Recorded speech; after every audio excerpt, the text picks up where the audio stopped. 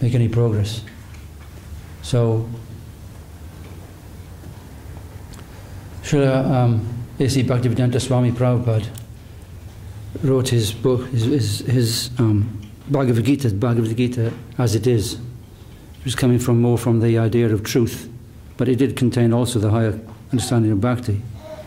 Srila Maharaj took it to a somewhat higher level. He said the hidden treasure of the sweet absolute. He emphasized the sweetness of Krishna's pastimes. And they're very hard to even see, because I asked Srila Govinda Maharaj once regarding the internal pastimes, some understanding of it, is that his answer was his pastimes as that of a Kshatriya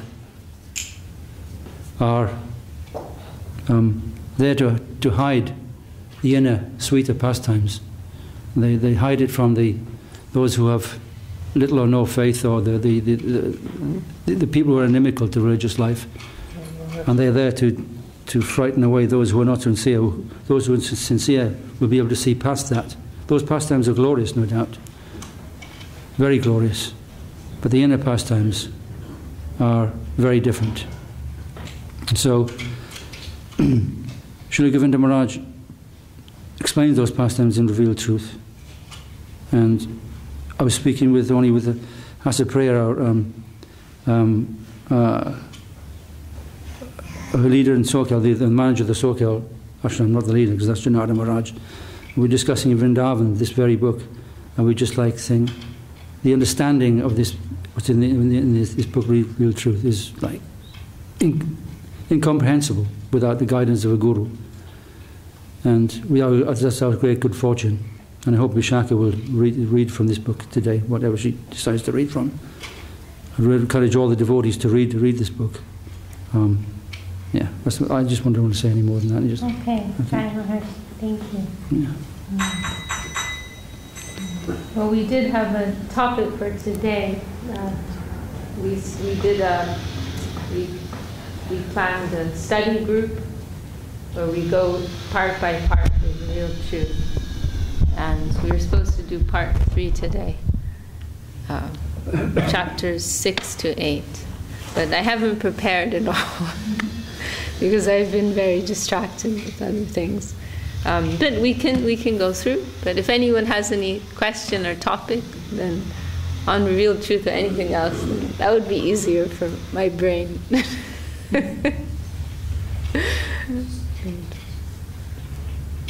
Rajakumari, any suggestions? I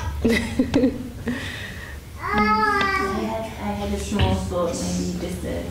Okay. I was thinking about maybe this is a very simplistic question, but just about the difference between memory and remembrance. Like we're encouraged to absorb our mind in remembrance of the Lord, but so often we only have we relate that remembrance to memory, even if it's with Hriday or with devotees, and so how can we be conscious about that type of remembrance that we're encouraged to have? Okay. Well, I mean, I do think that we tend to become too fixed on words sometimes, and when really it just depends what the connotation is, right? Like people sometimes ask confrontationally, "Is this a religion?" Well, it just depends what type of connotation you're applying to the word, right? So sometimes we can get too stuck on words, but we can say there's a difference between like consciously cultivating and applying something and just having something like memorized on the mental plane. I mean, that's what's coming to mind when you're using these words. That's how I'm connoting them. Is that a word? Yes. Okay. Which is an English word. Okay, good. So when you say memory, that makes me think of something that you've like memorized as an intellectual like function, in an intellectual way. Whereas remembrance, you know, we're like, we sing this beautiful song every morning, you know, Bhajare Bhajare Amar Mana Atimanda, and again this, you know, smadan is there, right? Always remember, always remember. But it's not, it doesn't just mean some, you know, mental function, you know, that we are trying to memorize so many, you know, we're going to go to the library and find an academic's, you know, history of this Vaishnava and, you know, all the details about their life and what year they were born and so on and so forth. That is not the Vaishnava. Gurudev liked very much one, I don't know if it was an article, maybe Maharaj knows, or a book, but it was a text composed by Srila Bhakti Siddhanta Saraswati Thakur, Ontology and Morphology. Yes, I have that book. Okay. In a small pamphlet. Okay. So, ontology meaning pertaining to the substance of things, and morphology pertaining to the outer form, you know. So he gave a talk about Srila Bhakti Vinod Thakur, and then he was, I think it was that talk, and then at the end he was saying, I haven't given like all the history of what year he was born and where he went to school and da da da da da, you know, etc. But what is the substance of his life? You know, what is the essence? You know, that is what I'm trying to give. And I think he also in that talk, I mean, many times I heard him quote that title, but I think he also mentioned it there. You know, we're interested in the ontological aspect of things. But I was kind of diverting a little. But what I wanted to say is, you know, this remembrance, it has a very broad meaning. You know, it's not always when we say remember Krishna, it just means you're thinking of Krishna and Vrindavan and you know, all the pastimes that he's doing with the Brajabasis, you know. But it means, you know, in a realistic way, it means that we are engaging our life in service, right? You know. So it may mean you're figuring out how to clean the drain of the temple bathroom, right? It may not feel very devotional, but may not feel like, you know, it's Krishna Smaram, but it's a living thing, right? You know.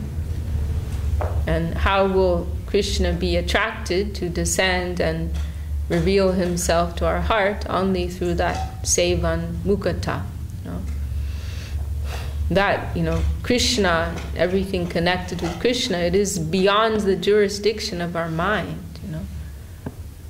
That famous verse, you know, Atashi Krishna namadina bhavet grajaminjai sevan mukehe jivada swayameva sportada.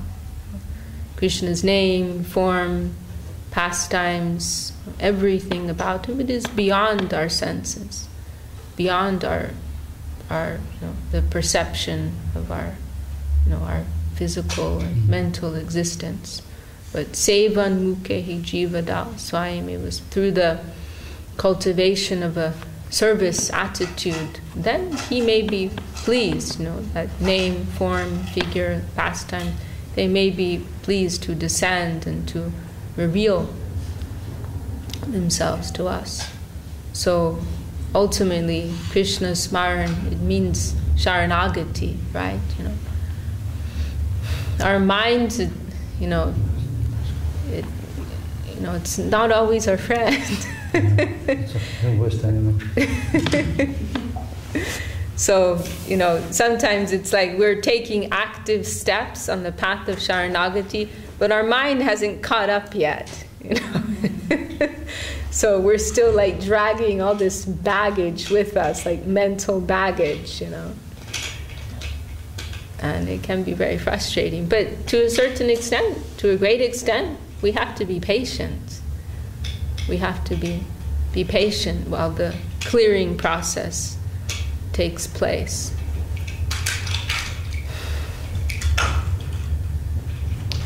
And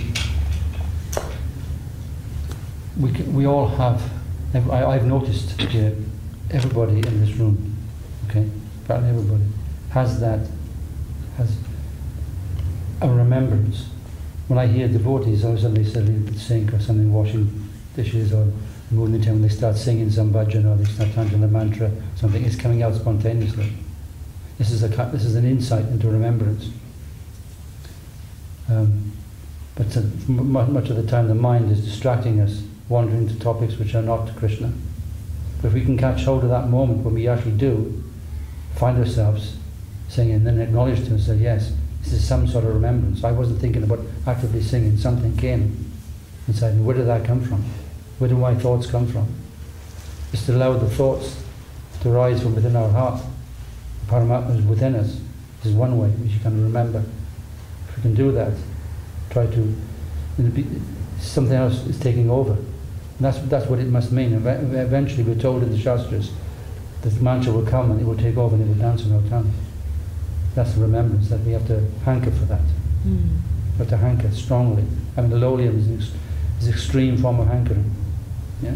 You have to really, really want it. You have to do things, Krishna. And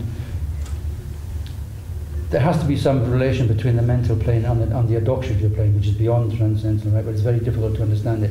The process actually ultimately is beyond the mental plane.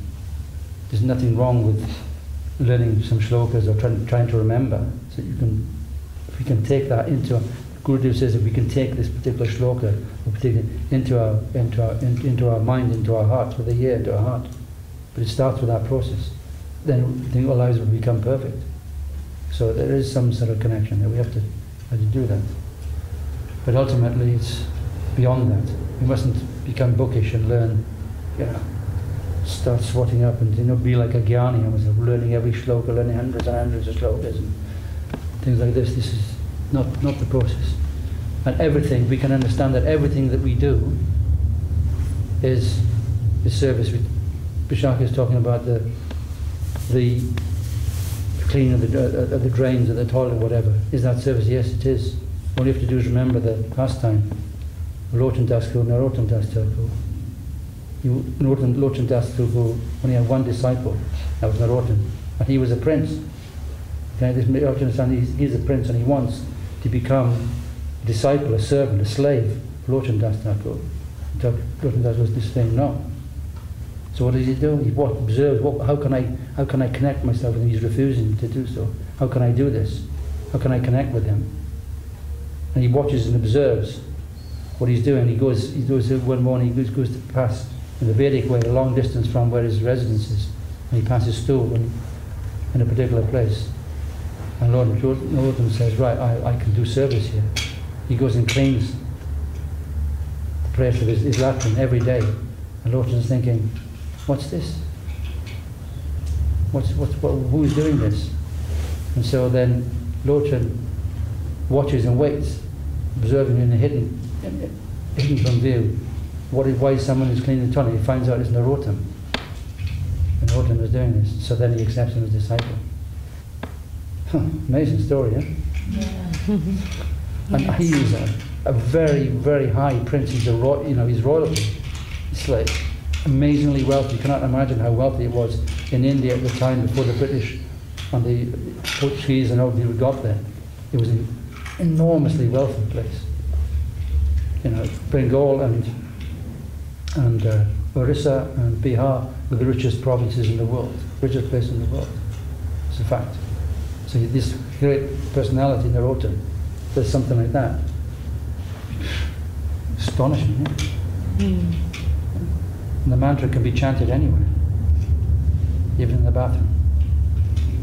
By the mercy of Guru and Nityananda, we get this. So we can remember. We all have some fractional insight into that. It happens to us. And we should then begin,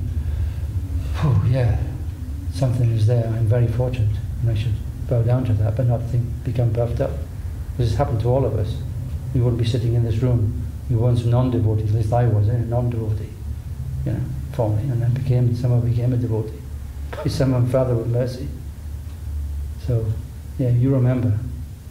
You do actually remember. There's nothing you don't. You do. Hare Krishna. Jai, thank you, Maharaj. Yeah, Maharaj made a very important point. Not that we will reject also, mental remembrance. It is all like so many interconnected elements. The emphasis is on service, of course, practical service, but at the same time we don't reject the other side. And we see sometimes, and we will experience ourselves at different stages of our practice, we may lean too much towards one side or the other, right? Too much on the conceptual side, or too much on the practical service side. Both is not safe, because if we're only fixed on just practical service, but we're not being informed with the proper conception, and we're not engaging in Shravan and Kirtan, which is the main practice which has been given by Mahaprabhu, then we're not going to be able to perform our service properly and to develop and to truly satisfy the object of our service. So both sides are there. And also, Gurudev, he's also pointed out, even if something's just is on a mental plane, that's still pretty good. Yeah. Like if we're always chanting, then we're going to be chanting in our dreams. Maybe it's a mental plane, but that's still pretty good, And he's also pointed out, because it's a starting point, and then we get fixed in that habit of always trying to chant. And no doubt a lot of the time it may just be, not so much substance there, but every now and again we'll remember, try to adjust myself, try to have the proper mood when I'm chanting, right? But also Gurudev has pointed out that if we can do namabhas, that's a pretty good thing, Srila Sridhar Maharaj, he's very extreme, and he always speaks from the highest vision. And so I was confused at one period, because you hear Srila Sridhar Maharaj speaking of namabhas like it's something really, really bad, avoid namaprad and avoid namabhas. This is really bad, and of course it is from the standpoint of pure devotion. It's not it doesn't really count for anything. But in a relative sense, for where we are, it's a good thing, And I've also heard Gurudev speak of it like that. And he quoted, Haridas Thakur saying that we can get liberation just through one namabhas, right? How powerful is the name? Just through the shadow of the name, we can get liberation. And so Gurudev was saying, we have to really think about that, If Haridas Thakur said it, then it must be true, And that would be a helpful platform to have if we got to that stage, It's not the destination at all, not by a long shot, but it would help us, it would be something that would support us. So, and we guarantee us in our next birth will be good fortune to take birth again in a human body, that we will be in contact with Krishna consciousness in our next birth. That's just namabhas. So we do remember. We actually do remember. We may all of us have hazy conceptions and things we don't understand, and perhaps we make offences or whatever, but still we're all trying, and that attempt to try sincerely is very beneficial to us. Yeah, that's the main point. We're all trying, and mentally, verbally, physically, kai, man, vak, we are trying to wholesale engage every aspect in Krishna Anushilanam, the cultivation of Krishna. Of course, this word remembrance, strictly speaking, this is smaran, right? And there is a particular practice, right? Smaran. But that amongst our family, and when our gurus remind us to remember, they're not speaking about that. That's something we're not really qualified for. But that is a particular type of bhajan, we can say. It's not even practice, but bhajan. Like real service. Where they can perform service. Just in this conscious way. So. I'm just covering different connotations of the word here, but that's not really relevant to us. So in terms of how our gurus speak to us when we are reminded to remember, I feel it is applying. It is meaning in this very holistic sense. That we're trying to, as much as possible, engage every aspect of our existence in connection with Hari, Guru, and Vaishnava, with the emphasis on Sharanagati, of course, the culture of surrender. In the real truth, there is after discoursing and giving class in the whole thing, in one of the later chapters, Srila Vinara says, actually, we don't need books, learning or anything. Actually, what we need is bhajan and service and surrender. Those are the keys. And in the service mood, the right service mood, and the chanting of the Maharaj, the singing, the chanting of the bhajans, in the right mood, that's how we get it, somehow. By a process which is unfathomable. We don't really, somehow it happens, because it's external to us. It comes to us from without. It's given to us. It descends to us.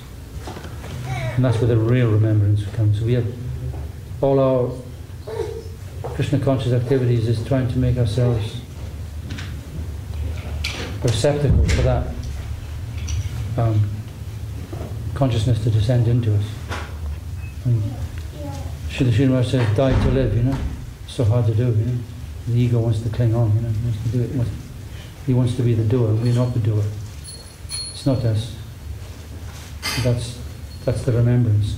We can remember that in what we do.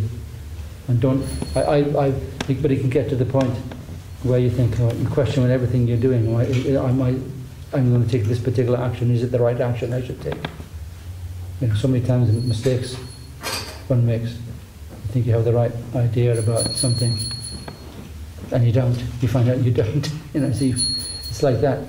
Actually, everything is arranged when he writes. It just everything just sort of happens, and not so consciously thinking anymore about doing things. It's an uncanny thing. It's an uncanny state of consciousness. I've only had insight into that, slight insight. I don't want to say anything more than that, but it's very unusual. Something just happens. You think, and everything works out neatly for you. But most of the time, in the material world, life is a struggle, Trains going, or bus, this, that, and the other, late for something or whatever. When things are happening nicely, things just sort of happens. It's like the Paramahamsa. It's like the analogy is drawn with the swan. When it's floating along on a fast river, it's just floating. When it's on a still river, on a pond, it's going by and it's still going smoothly, but underneath it's paddling furiously. It's like that. So that's where the remembrance comes from. That kind of remembrance. Hare Krishna. We're also recommended sometimes to remember the names of the Vaishnavas. Call out the names of the Vaishnavas when we're in trouble. That has potency.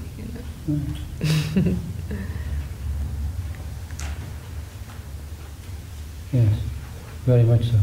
Please help me. We're in that position. We don't know, so we need guidance all the time. Guru and Nityananda, Jagannath, whoever. We need that guidance. all the time, and even from the devotees. Ask an opinion. Gurudev showed that. When he had decisions to make, he would ask someone's advice about something. He'd ask, what is your opinion? And he'd ask somebody else. He'd ask something else, and he would decide what to do on a particular issue. And he would maybe wait 1 or 2 days before he took a decision, and sometimes. This is how he proceeded. It's quite remarkable when you consider that he's Acharya of the 3 worlds. And he's looking for advice from within his own heart and from without, the agents from above, plus the Vaishnava, plus the devotees, trying to find out. And when things are happening, difficult things are happening, the mundane mind can say, oh, well, Gurudev must be wrong, or this, that, and no. It's something like, you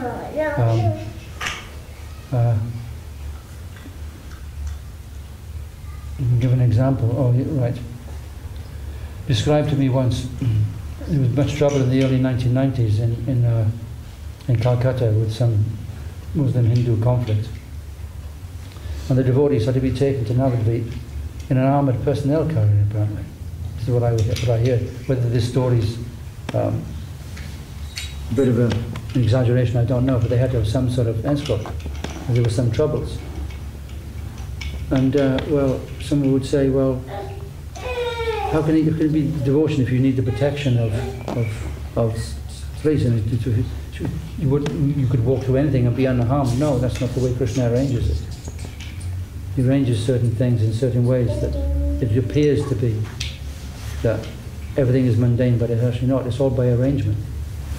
By arrangement, things like that happen. It's divine arrangement. That's how it's to be understood. Even the very difficult things that happen, and that is ignored.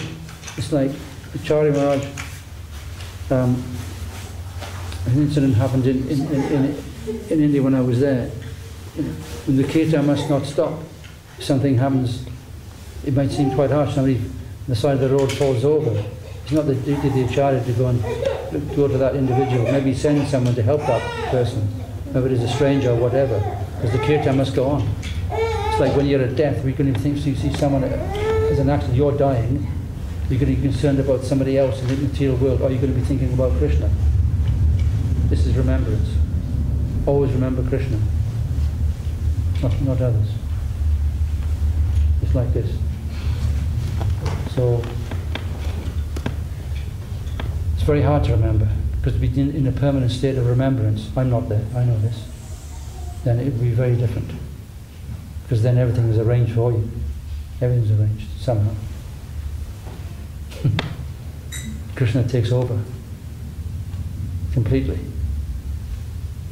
That's what the situation of the pure devotees are in. They'll never say it, but I was reading one book. Or was I? No, I was listening to something on YouTube. Her name is Devidasi. She's a disciple of Sripad Swami Prabhupada. She said, we were just beginners, and she's most of the paintings in the books of Prabhupada, right? In Bhagavatam, done by 2 people, and she's one of them. And he would stand over her and describe to her how to paint the pictures in a particular way. Okay? And he wanted it done in a particular way, and she would be able to translate what he was speaking into it, and he would adjust it and say, do it this way and that, and it would come out perfect. She was being an instrument for Prabhupada. That's why I know that. And she said, one day I was going to his room for service, bringing him something, and I could hear him having a conversation.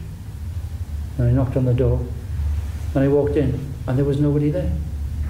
It was just Prabhupada. We don't really know who he is. When he had those isolated moments on his own, who was he communicating with? Once he told when they had a meeting in the Conway Hall in Red Lion Square in London, he was like slight tears in his eyes. It was such a wonderful meeting of the devotees. And he said, why are you so happy, Prabhupada? He said, Narad Muni came to our gathering today. And we just say no? He's lying and not telling the truth? We don't know who these great acharyas are, and the world in which they live. I accept it on faith that that's the case, because I've seen, because we've been around this. Shuddha Vaishnava, Srila Bhakti Sundar Govinda Ji Maharaj, the one truly great one that I've been around. And his pastimes are astonishing, the ones we know about. So that is also remembrance. If we can remember that, this is remembrance. There's many kinds of remembrance. Remembering the Vaishnavas, remembering the pastimes of the Lord in the scriptures, all this is remembrance. So we do remember. We do remember. We're remembering today things from Revealed Truth of Srila Govinda Maharaj.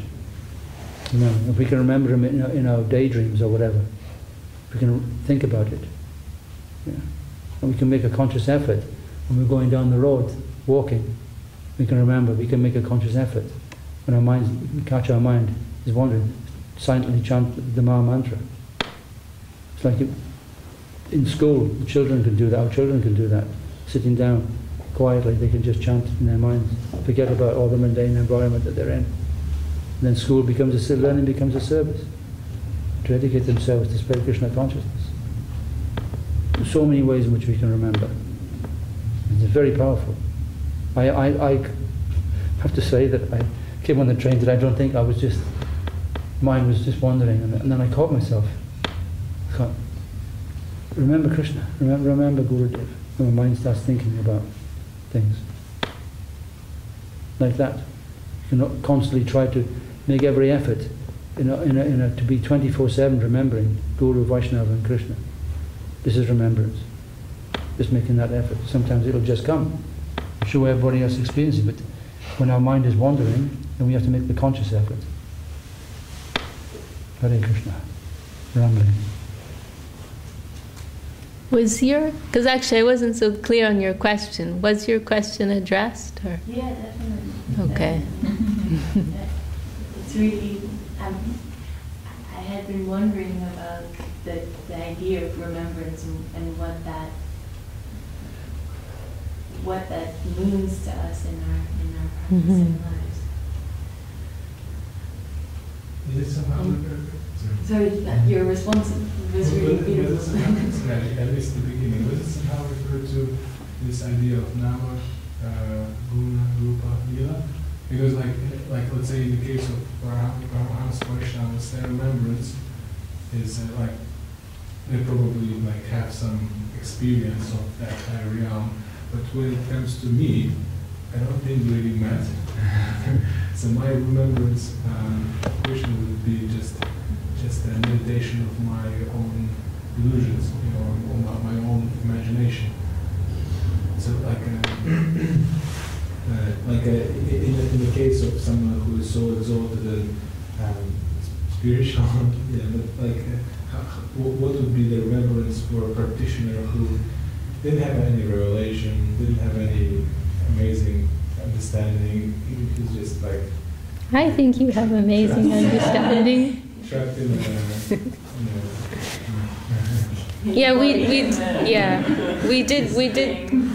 we did cover that. Yeah, has a different connotation for the Mahabhagavat, you can say, and for persons like that, remembrance may take many different forms. Yeah. Maybe chopping some carrots, or it may be hearing the pastimes. But when our gurus are telling us to remember, they're not talking about smaran like in the dictionary sense, like what a Mahabhagavat Vaishnava can do, right? This has different, application for us. And there's also Krishna, he says that I wouldn't say exactly, but he says something like, I'm responsible for things you remember and things you forget. So in the sense that if he would want you to remember him, you won't be able to think of anything else like him. But if he wouldn't want him he wouldn't want you to remember him, it doesn't matter how much you try and push, he won't. So once one of our devotees in America, she told Gurudev, I'm always trying to go to Mangal Arati, and I never make it, and And Gurudev said, Krishna is very tricky. that really just like, really, really tickled her that he like blamed it on Krishna. I mean, I think what's given him Bhagavad Gita, I mean, yes, that is true, but it doesn't mean it's an excuse for us to stop trying. It doesn't mean that, And I think what's told in Bhagavad Gita, the context is just very general. It's not really pertaining to the practice of pure devotion, directly trying to approach Krishna. But in another way, yes, it's true, as part of our, the process of purification, many things will come up from within us, there's a type of purging which will take place, and we will have to go through periods when, we find it very hard to remember, hard to remain, engaged consciously and physically in Krishna, Nushilana. So yes, that, Krishna can be, it's part of the process that we will have to face these challenges when it becomes more difficult. And we're also told that he's not so quick to hand out pure devotion. We're also told that, He will very easily give material fruits, he will very easily give liberation, but real bhakti, he's very careful about that, because he becomes the slave of his devotees. So that's the problem. So he doesn't hand it out too cheaply, He will give some distraction to them, But that is necessary to show that they really want it, There's a verse in Chaitanya Charitamrita. Krishna jadi chute bhakta bhukti mukti diya. When Krishna wants to evade somebody, he will give them some bhukti and mukti, some material reward or liberation, to like some distraction, But that is necessary to show that, do we really want it or not, So it will, as we continue on the path, it will become harder.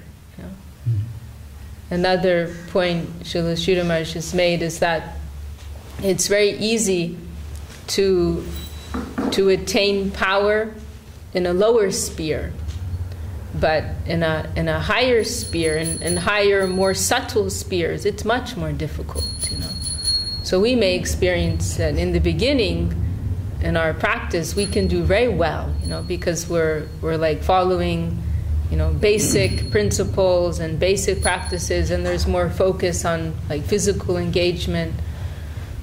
But as we progress, then we may find we're like slowing down a little bit, because we're approaching a more subtle plane, so it becomes much more difficult. So, yes, Krishna will play some tricks.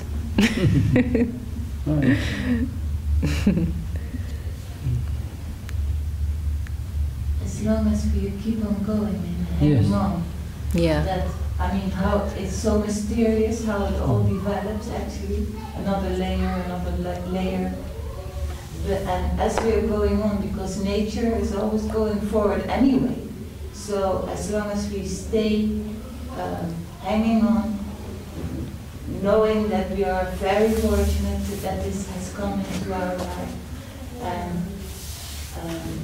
and more details will be revealed automatically, and we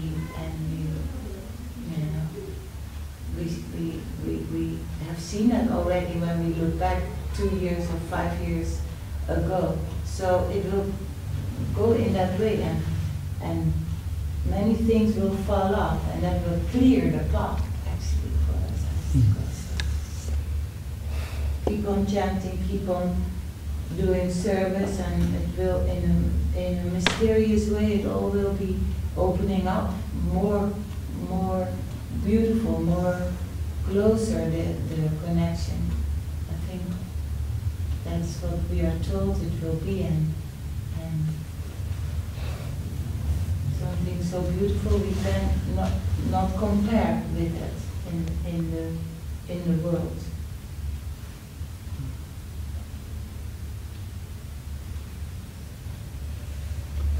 So our remembering is very different. Maybe if we look at it as levels, we can remember in certain ways. We're all doing that at some level.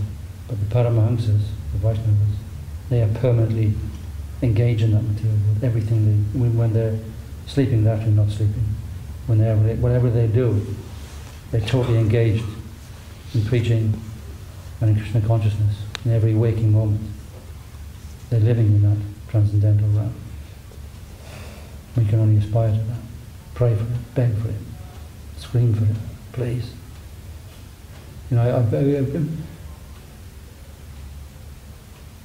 we can't imitate that. We can't imitate that.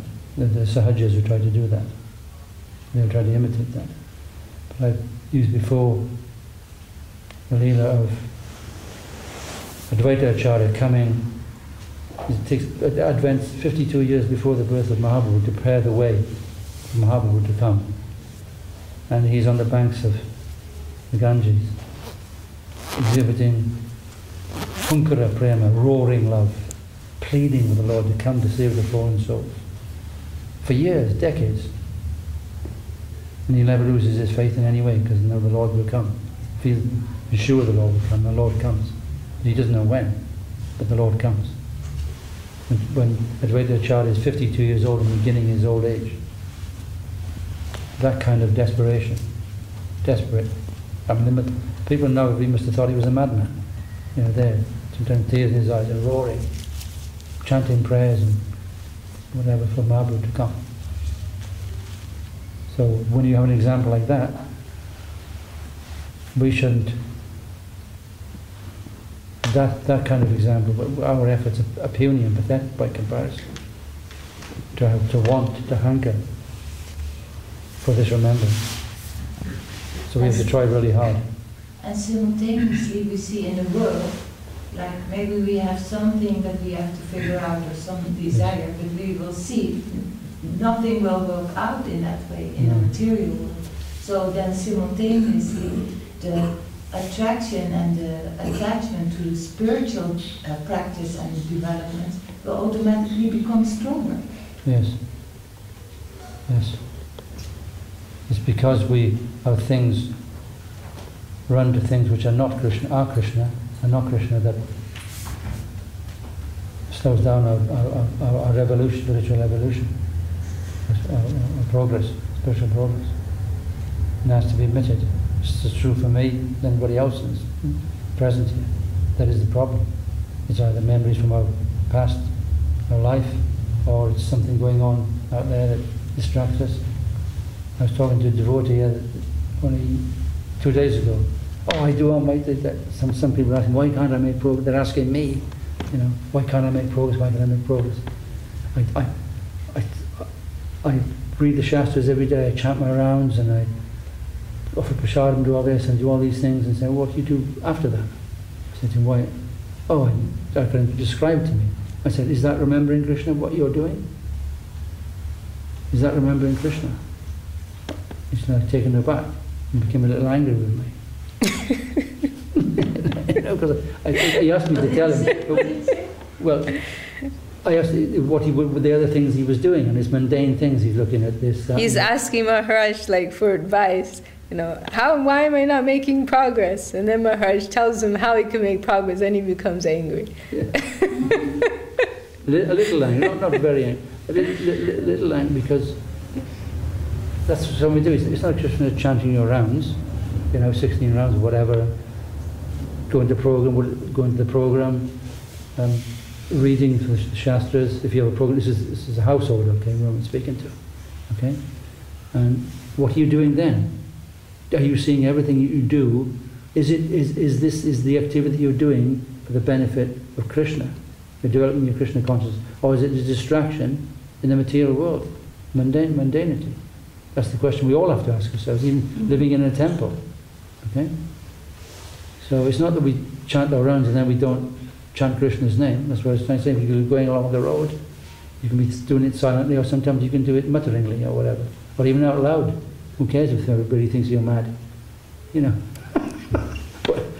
I don't care. You know. Hare Krishna. You know, it usually keeps people, keeps the people who would bother you as a devotee, keeps them away. You know. Do you know what I mean? So I'm not interested anymore in that. I'm amazed that I can walk around London transport like this and go anywhere into shops, and you know, I'm not bothered by people. I'm amazed I can walk around like this. I couldn't have done it years. I used to be very shy and very conscious. Oh, people would think I'm odd or whatever. Not there. No, I don't care. It's weird. It's a weird change, a complete change, because I'm quite a shy person, you know. Anyway, you know, believe it or not, when I'm trying to get to know people, you know me for years, but when I meet strangers, I'm very shy. I haven't that capacity to speak to strangers like so easily. Some people have. That's not a skill I've got, you know. So it's just things like this. So this kind of remembering, you know, this helps me to remember. You know, the fact that I'm wearing this, but I remember more now than before, in the past, because of being given this sannyas vesh. You know, that helps also. So there's all so many ways in which we can remember, and then we progress. But we're not. Whatever that remembrance that the great Vaishnavas have, I don't know what that is. I can't tell you. But I can say what the Shastras say. But from a personal, I don't know what that is. They're living in a different. They're living in that realm, even though they're living in the material world. They're living in that realm. And even then, there's gradations. There's the Kanishta stage where someone is in the material, his feet are anchored in the material world, but he's completely focused and fixated on the spiritual world. And there's the Madhyam stage where there's one limb is in the spiritual world and one limb is in this so-called mundane material world. And then there's the topmost Vaishnava, the Uttamadhikari, who's like completely transcendental and everything. And an example of that is the example of Bhaktivinoda Thakur and the 12 Mahajans. It's related by Srila Sridhar Maharaj in Sermons of the Garden of Devotion. I think it's volume 2. And they're discussing a particular point, and I can't remember the particular shloka they're trying to understand. Oh yes, it's the one regarding how a devotee, you know, Bhajadina Mamma Nanya Bhakti, that devotee a devotee may have pure devotee may have do some terrible acts in the material world that appear to be so. How can they reconcile it? And they're discussing this point, and they can't understand. They've been discussing it for so long, and then they see Bhaktivinoda Thakur walking along. And this is in the spiritual realm, right? This is not taking place on this earth planet, this earth plane. This is somewhere else, right? So Bhaktivinoda Thakur we're told by this shloka that in some way he can be here in the material world and in the spiritual world by that very thing. That's so, we do not have any idea about the potency of our gurus, really. It's inconceivable. So anyway, Bhaktivinoda Thakur is going, there goes Bhaktivinoda Thakur, he's a pure Vaishnava. We'll ask him. And we all know the 12 Mahajans, Bali Maharaj, Narad Muni, or, you know, could go through all of them, but who they are, they're asking him to explain to them the meaning, the inner meaning of this shloka. And they reconcile it by saying that he's a pure devotee, but because he's in the material world, he's having to do things which may be seen to be our Krishna, not part of Krishna consciousness. But outwardly, he appears not to be, but inwardly he is a pure devotee. There's some reconciliation. They explain that. But what does it say about Bhaktivinoda Thakur? That means that he can remove himself from his physical body and take his spiritual body and go into the spiritual world. You have to conclude that from what is being said, because they did not take place in this plane. And Mahaprabhu's Leela takes place throughout the universe, in the three worlds. It's going on everywhere. And to remember that, and to remember also we are fixated in one of the problems for us, difficulties in this. Our greatest enemy is Kala, time. Our greatest enemy, the mind is a great enemy, but the Kala is our enemy. But they transcend that as well. Because Kala is, we live in the situation where there's beginning, a middle and an end, time, in a linear way. That's not time. Time is eternal, it's just existing. You see? So we have to try to remember that. You know, we are, because, and the reason why we can't think like that is because still in some way we're attached to this body and this life that we are in. When that detachment comes, then we will think eternally. We won't think in terms of, that's why the great Vaishnavas are fearless and nobody can defeat them in discussion or argument or anything. Impossible. Because they're fully absorbed in Krishna consciousness and Krishna is totally backing them. They transcended all these things that we are struggling with. Another form of remembrance. Forget about time, you know. Of course we have to, you know, Mangalarti is a certain time when we have to, you know, there's relative and the absolute consideration always, but really, it doesn't matter. It really doesn't matter. Just this one life, you know, just surrender to Krishna. Just one life. Try it, you know. We have to try.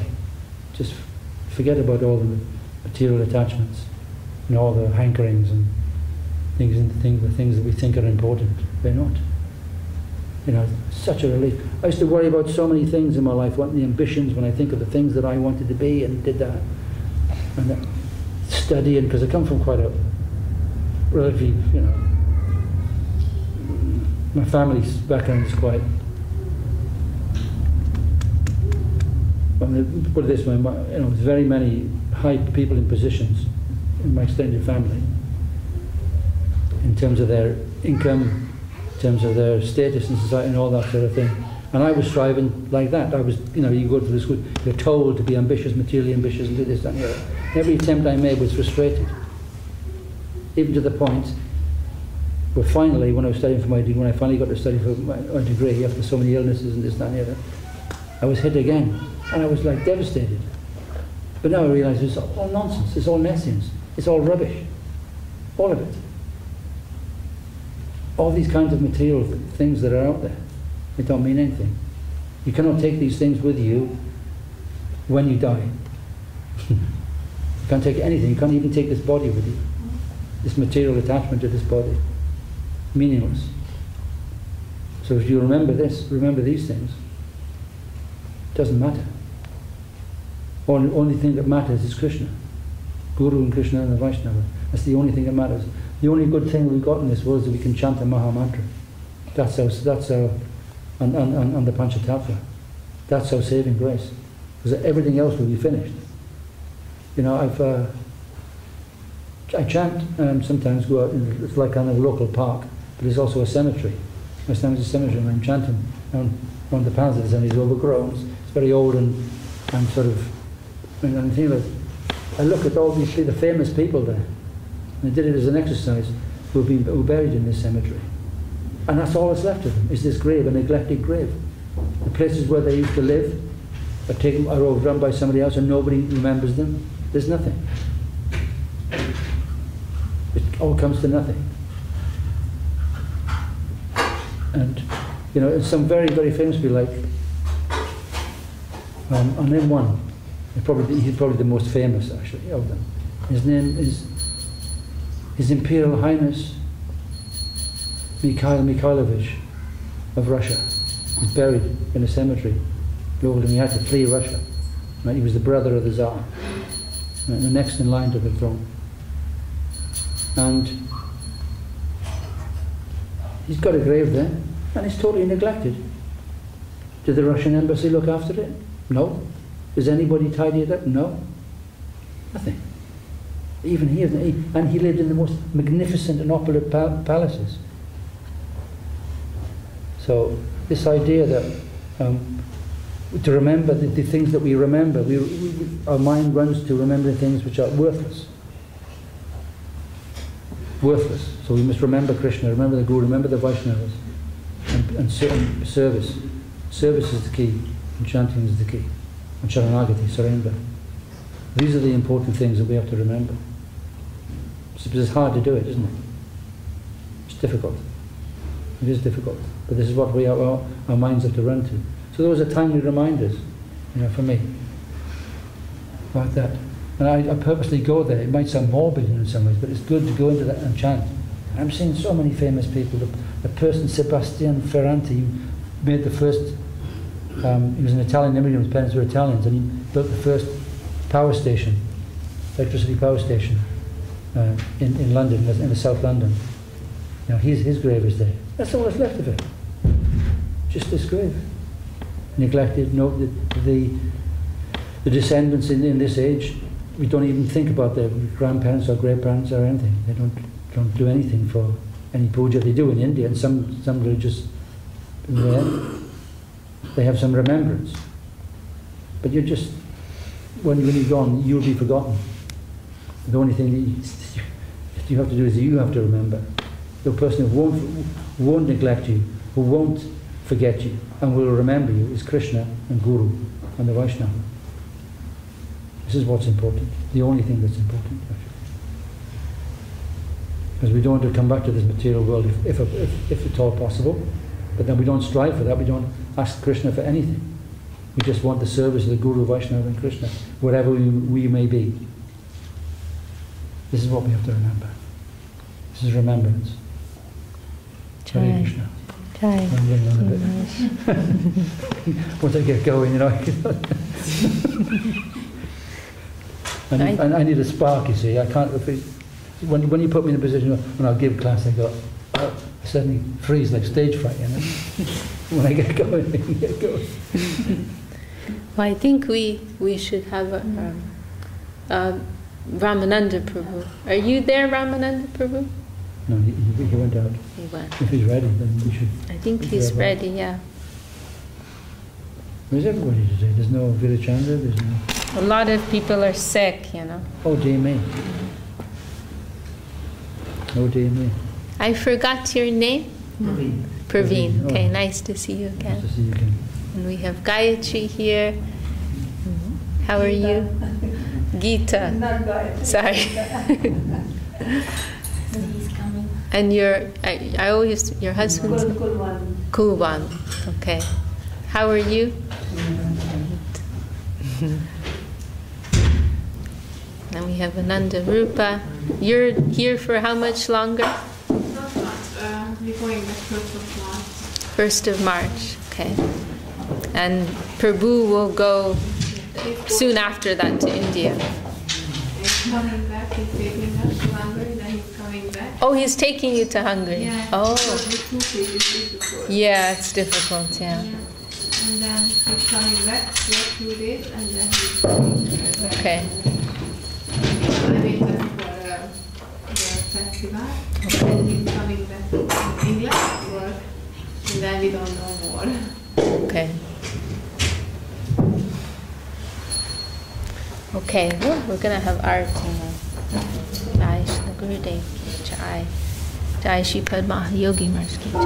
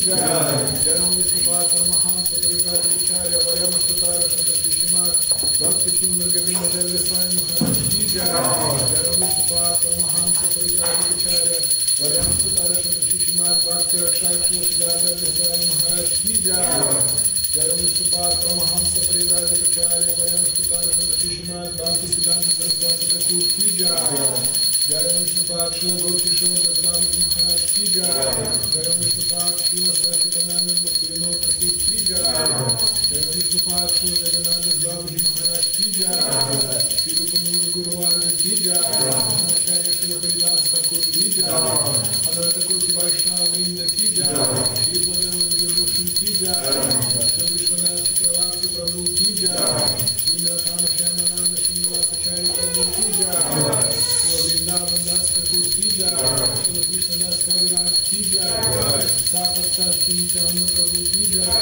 Saprasad Shriman Mahaprabhu Ki Jai, Jai Shri Shri Rasa Krishna Gopa Gopinath Shyama Kunda Rasa Kunda Giri Govardhan Ki Jai, Shuddha Bhakti Vina Vinasa Shri Simhadeva Ki Jai, Bhakta Prabha Pravat Maharaj Ki Jai, Tulsi Maharani Ki Jai, Ram Navini Jo Ki Jai, Gandharakshaman Bhagavatam Chaitanya Charitamrita Ki Jai, Vishwa Vaishnava Raja Sava Ki Jai, Akara Matra Shri Chaitanya Bhatt Ki Jai, Sadi Vishakha Mat Ki Jai, Shri Chaitanya Saraswati Mat London Ki Jai, Vishwa Vyati Takshak Mat Ki Jai, Shri Mayapur Ki Jai, Shri Vajit Ki Jai, Vrindavan Purushottam Dham Ki Jai, Madhava Suvadra Jagannath Ji Ki Jai, Shri Govinda Kunda Ki Jai, Shri Ganga Dabdu Ki Jai, Samaveda Vaishnava Mandala Ki Jai,